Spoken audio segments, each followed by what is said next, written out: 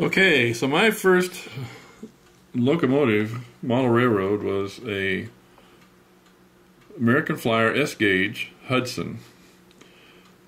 So I'm kind of partial to anything that has New York Central on it because that's what it was. So this is a brand new locomotive. Hasn't ever been operated yet, and we're going to take it out and see how it works, as we're going to convert it as well. Okay, I'm removing the pads. This is an RS1, so it does look different to the RS3s, obviously. I've got the back two taken out, but I was looking at the wheels, and as you can see, these wheels are brand new. This thing's not even been test run. So we get to do the first test run of this thing prior to a conversion. As you can see, this one comes with a conductor and an engineer. Well, I like that. I usually add them, but it's really nice when they come with them already in there. So 9909. Let's see what it looks like on the track. Okay, so she's on the track. You can see I'm still working on another RS3 over there for Portland. I guess it's Spokane, Portland, and Seattle. So it's in reverse. And we should see the light come on. Because it's DC, not very much. Now this thing's never been run, so it's going to have a little bit of noise to it. The brushes aren't set, but she's still pretty quiet.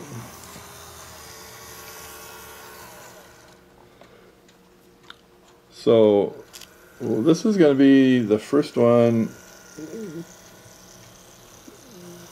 that I'm going to start working on this week. And then I'm hoping that somebody, I mean, this is, to me, is the quintessential railroad of all time, New York Central. What an icon. And only through probably mismanagement did it become a fallen flag. Because, wow, it was just the, I think, in my mind, epitome of railroads forever and ever and ever. I mean, it had subsidiary lines like Rutland and others that just don't know how something that successful can disappear. But it did, and it was pretty ugly by the time it did. So, but for those of you that are die-hard New York Central fans, my main railroad's Rock Island, but I just couldn't pass this one up. It is brand new. I got to pay a little penny for it, but I'm going to put an MRC decoder in it and make it DCC with sound, and I think you will really, really be impressed with it. So thanks for now, and then we'll get back to it. The New York Central is obviously the icon. How companies that were this big and influential can fail is beyond me, but they do and did. I mean, this thing had subsidiary lines like Rutland and I'm not sure Vermont or whatever, but huge, thousands of miles of lines, and still ended up being absorbed. So, but anyway, if you're a rail fan, I think you just have to really look back and take a look at the New York Central with awe. Myself, my first model railroad, my grandfather, my maternal grandfather, fortunately I was the oldest grandchild actually, and so about 60 years ago, he, for Christmas, he decided to take me to a toy store and let me select a model train. And I could either have, the two available, of course, at that time were Lionel or American Flyer by Gilbert. So, being kind of a, even at 10 years old, 11 years old, being kind of a stickler for detail, the Lionels, of course, I've never seen a railroad with 3 tracks. And they were just chubby and not at all prolific, which was a word I didn't even know then, but they just didn't look right. So I went with American Flyer. And what I had was a New York Central Hudson. Then I had the New Haven passenger train, which got expanded every year. Grandpa and I'd go down to do that. So that got me started. So New York Central has a very warm spot in my heart, but it's not one of those that I'm going to put on my layout. So, but I just couldn't pass up this beautiful black beauty. And I'm going to convert it to DCC. And I'm going to install an MRC RS11715 decoder into it. It's a 539T. These fit pretty nicely. Now the speaker just won't go. So what I've done is I have cut down speakers from the 13/16 down to less than about 11/16, and then from 12mm down to 7.5mm, so they will fit, and you'll see where they go inside the cab in a few minutes. So, like I said, this could be a Reader's Digest version of a conversion, because there's other videos you can look at if you want to see just how I do all this. So I'm going to take this thing apart and get started, and then we'll just come back and check in every once in a while and take a look at the progress. Okay, if you've watched other videos I've done, you know that I never want to just start out without knowing everything works. We've already tested the locomotive and it works perfectly, of course. So this is the decoder, and I've got it wired in using this card that I made, and it's plugged into my MRC Tech 6. And I'm taking power off of the leads to the test track.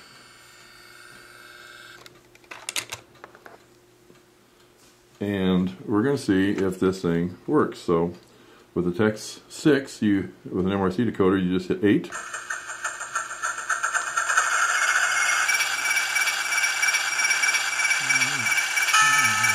Bell.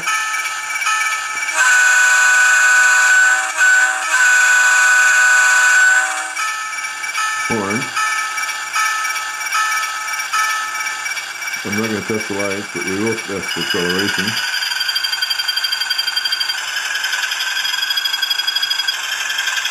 I just got up at full speed and it's going through its steps. It's not getting any feedback, so it's going to sound kind of strange.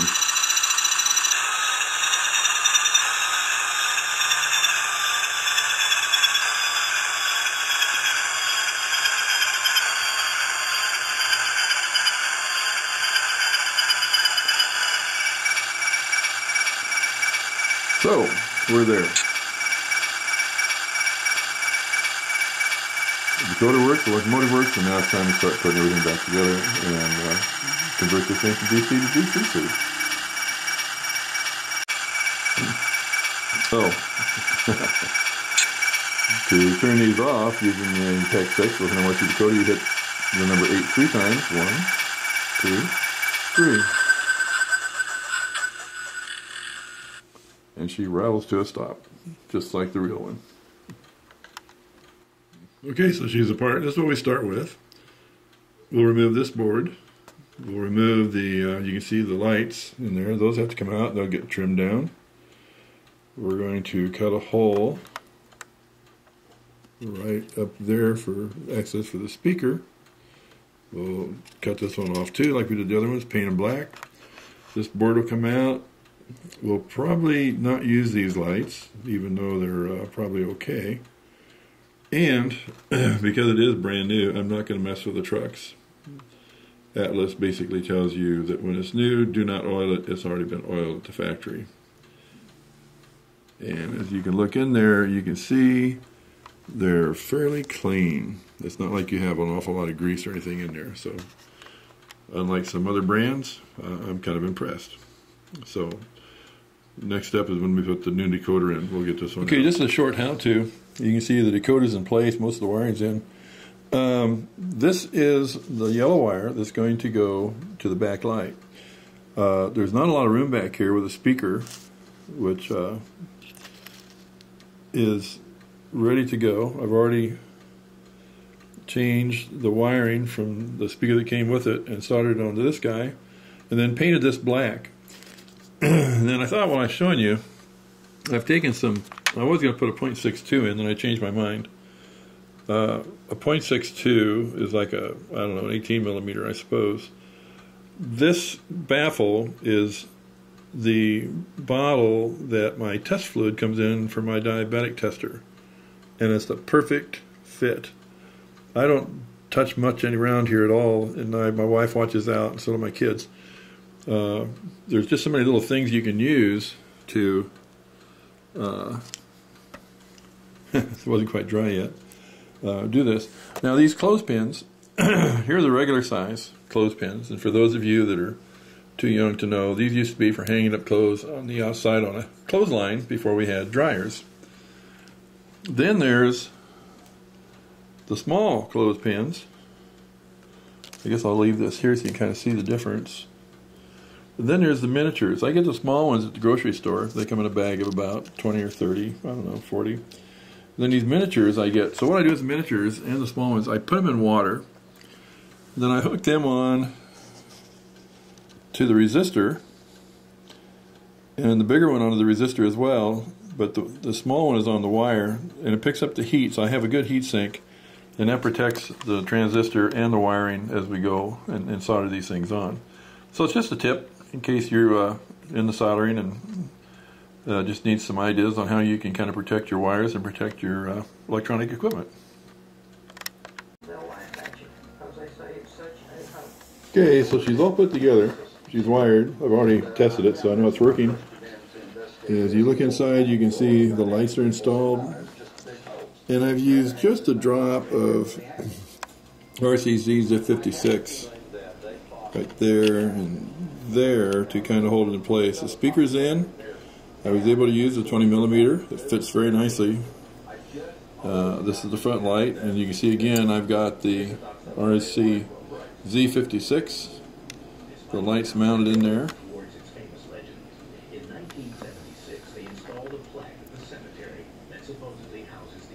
The wiring is pretty well tucked in place.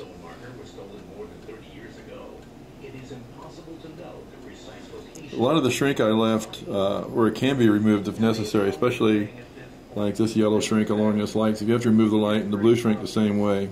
If you have to remove this light and put in a new one, it's kind of nice not to lose too much of your wiring. It's got extra wiring with it. I left the wires fairly long. Same thing with the white wire on the front light, and of course the blue light again. So it may look like it's on there tight, but it's not. So that gives you the option later if you want to replace the light. So let's go ahead and put this on the track and see what it does. Okay, so let's take a good look at this guy. I'm just going to use the MRC Tech 6, touch the number 8 to activate the decoder. As you can see, that 20mm speaker puts out really good sound. Demonstrate the horn, the bell.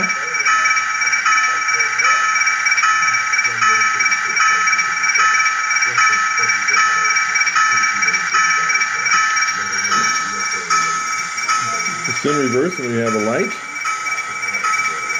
We'll run it back a little bit. These have such good slow speed, even on a Tech 6.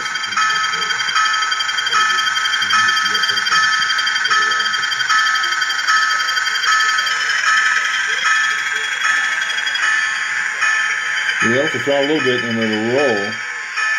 I would love these things. So let's take it back and forward. Turn on this light. You can see the light board lights up.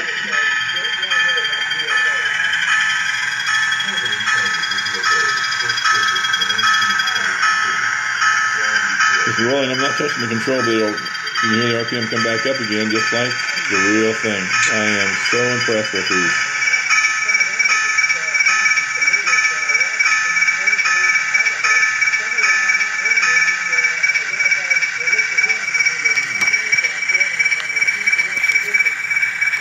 A little clumsy here, but we'll stay in reverse.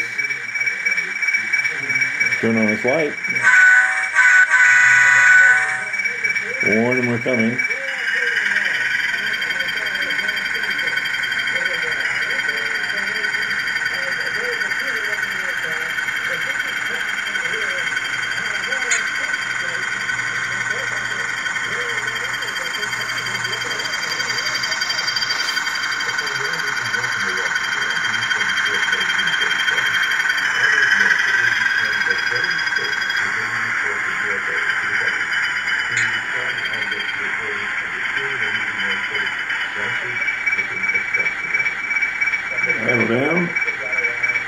Put it back and forward.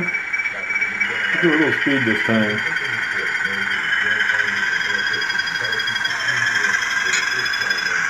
Get that off and let it toast. And bring it to a stop. Once you get it on the regular controller, you're going to have the opportunity to get the brake squeal and a lot of other noises. It has some like coupler clack, blow off, dynamic brakes, which this one wouldn't have obviously.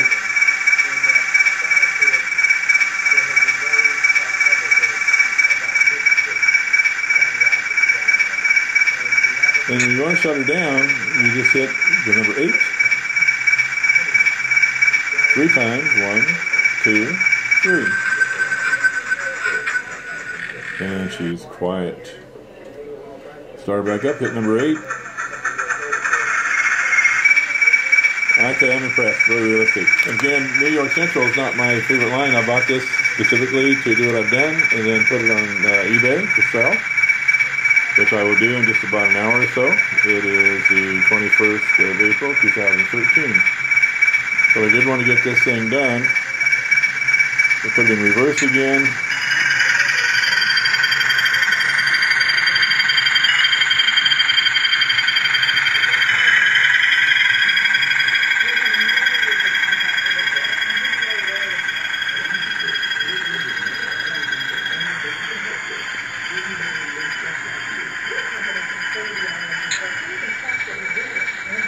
Back and forward. And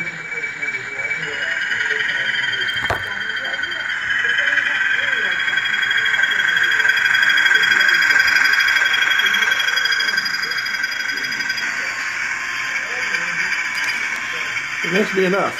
I'll turn it around so you can see the other side. I haven't touched it. I think you can notice the smokestack. I drilled out that 3mm hole. Shrouded it. That lets more sound come out, but again, the speaker. And then the neatest thing about these things, in my book, is the fact that you're going to be able to look all the way through the cab. There's nothing in there. The speaker's down below. It fits in so nicely. So anyway, I hope you're impressed. We'll turn her around and see how she runs. Okay, so I've turned her around. So you get to see the conductor on this side.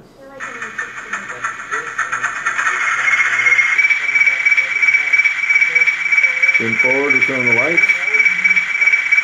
Oh, they were on.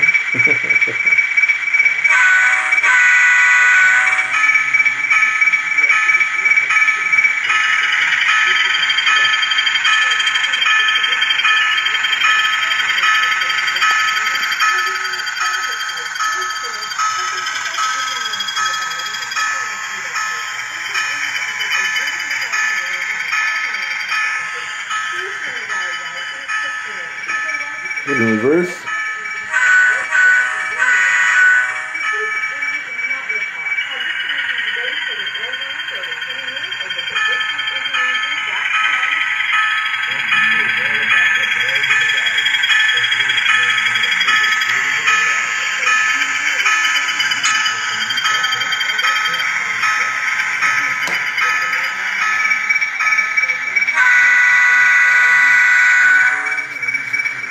Okay, that's it. I think I'll go make my video and list her, and hopefully somebody out there is a huge New York Central fan. There's got to be millions of you out there.